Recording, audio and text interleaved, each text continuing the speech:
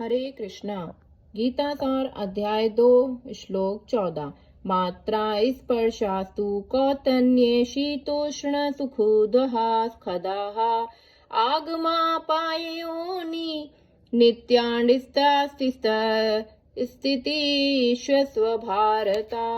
हे कुंती पुत्र, सुख तथा दुख का क्षणिक उदय तथा काल कर्म में उनका अंतर्ध्यान होना सर्दी तथा गर्मी की ऋतुओं के आने जाने के समान है।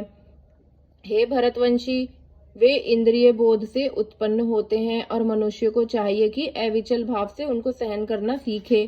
तात्पर्य, कर्तव्य निर्वाह करते हुए मनुष्य को सुख तथा दुख के क्षणिक आने जाने को सहन करने का अभ्यास करना चाहिए। वैदिक आदेशानुसार मनुष्य को माघ, जनवरी और फरवरी के मास में भी प्रातःकाल स्नान करना चाहिए।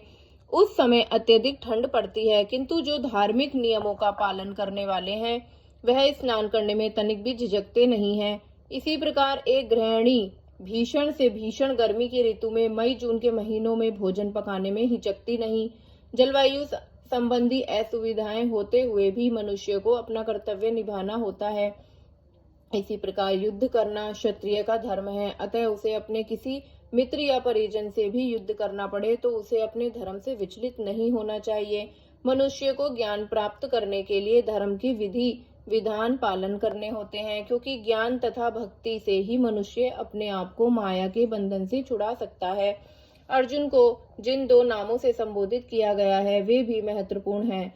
कौन्तेय कहकर संबोधित करने से यह प्रकट होता है कि वह अपनी माता की ओर मातृकुल से संबंधित है, और भारत कहने से उसके पिता की ओर पितृकुल से संबंध प्रकट होता है।